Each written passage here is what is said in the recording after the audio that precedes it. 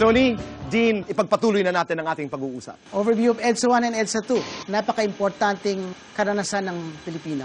We came together without rank, without creed, only wanting to overthrow at EDSA 1 what we thought was a very corrupt tyrant. We did that again, almost 15 years later sa EDSA 2, to overthrow what we thought was a corrupt government.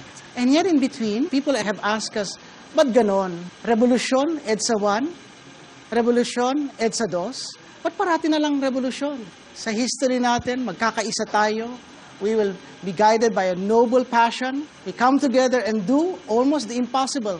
And then, mag-backtrack tayo, and we need to do it again.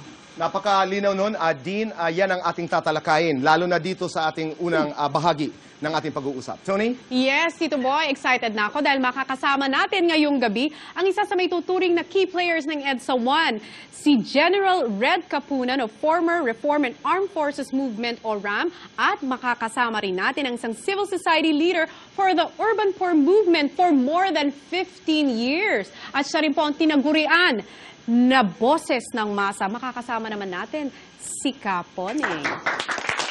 Magandang gabi, Kapone, na napakaganda po. At Red, good evening. Let's talk about EDSA 1. Bakit nangyari ang EDSA 1 at paano nangyari ito?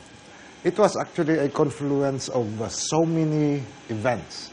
Ito po ay maraming events po sa ating history na nagkadugtong-dugtong. For example, there was rampant corruption in government.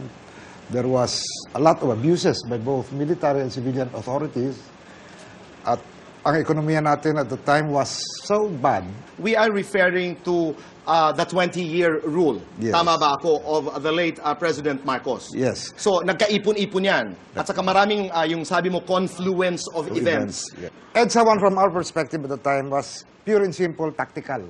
The original plan was to overthrow Marcos on December of 1985. But then, on November of 1985, nag-announce siya ng snap election. So, umatras kami, sabi namin, magbibigay ito ng pag-asa sa bayan. Eh, ang results ng election, hindi naman po naging credible. One of the major plans actually was to get in touch with people in the civil society, so-called civil society. Right.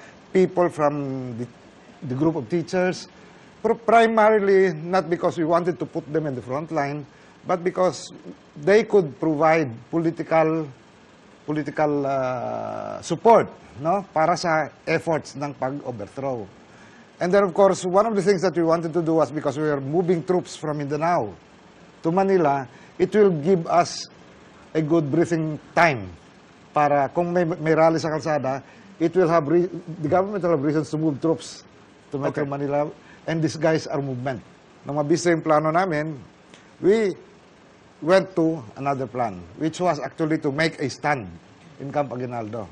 Klaro lamang natin, this was a movement from the military point of view, Yes. In the military context. Nung nagkasama-sama lahat ng ito, in reaction to the present dispensation during that time, lahat sumisigaw ng pagbabago. Yes. Kaya nangyari ang EDSA 1. More than a military operation or maneuver, it was a people powers movement. Yes. Right?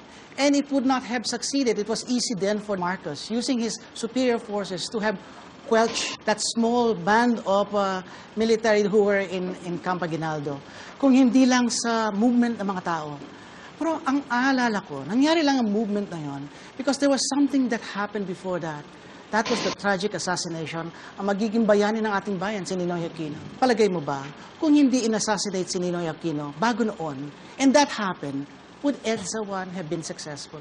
It could have happened, pero it was hastened by that incident. Ang RAM po ay pinanganak noong 1982 pa.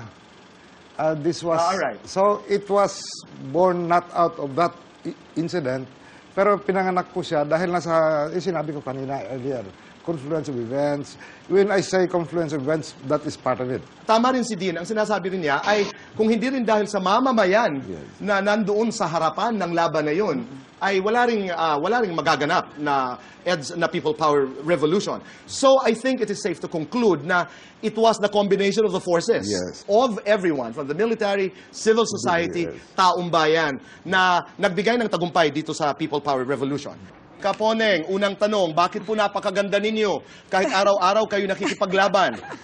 dapat lang tayong maging maganda dahil maganda yung tinatanaw natin na pag-asa ng ating bansa kung tayo ay patuloy na nagsama-sama. Tama ho yun. Bakit naganap ang EDSA 2? At ano itong mga nagawa ni Pangulong Estrada na nag-udyok sa inyo para sumali doon sa EDSA 2? Marami siyang mga nalabag doon sa mga dapat sana itinutungtungan para magkaroon ng kaunlaran. At hindi lang pala kami. May iba pang mga sektor na talagang nakakaramdam din. Kaya nung dumating yung mga pagkakataon na kailangang pag-isipan natin, anong dapat natin gawin? Katumbas ba nito yung kanyang mga ginagawang kamalian, yung mga ginagawa niyang kabutihan. At talagang nakita namin ang problema. So, may mga kumakausap, mga nakikipag-dialogue sa kanya, talagang hindi talaga siya nakikinig. Ang Civil Society ay bumuo ng isang malaking grupo. Ito na yung tinatawag noon na kumpil. Meron kaming ginawa, yung RIO nga. Ito yung proseso.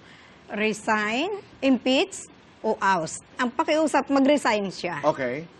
Ngayon, kung hindi siya magre-resign, kailangan i-impeach. Okay. Diba? Ngayon, dahil hindi pa rin siya na nudo sa impeach, kaya siya na-oust. Let's put it into perspective, Dean. I think you're in the best position. Ang mga issues noon ay corruption, midnight cabinet. There was an impeachable offense, the receipt of public money. Ito yung, is this the plunder case? This is the plunder case. yeah. okay. There was an impeachment process going on at that point. Nag-walk out yung Ayun. prosecution side. And that led to the EDSA 2. Matapos kong marinig lahat ng opinyon ng ating mga guest panelists, talagang it enlightened me na marami akong na-miss noong 1986 Revolution. And also, na-realize ko na marami palang mga makukulay na kaganapan na nangyari sa dalawang People Power Revolution. And it also goes to show na nung panahon na yon, pinakita natin sa buong mundo na marami talagang lumabas na modern-day revolutionary heroes. Marami din ang humanga sa atin ng mga bansa. Marami ang gumaya sa atin na kaya pala ng bloodless revolution mag-effect ng pagbabago. After nga ng collective heroism na pinakita ng napakaraming Pilipino, we will find out what happened after this. Yan po ang ating pag-uusapan sa pagbabalik ng Ituwid natin.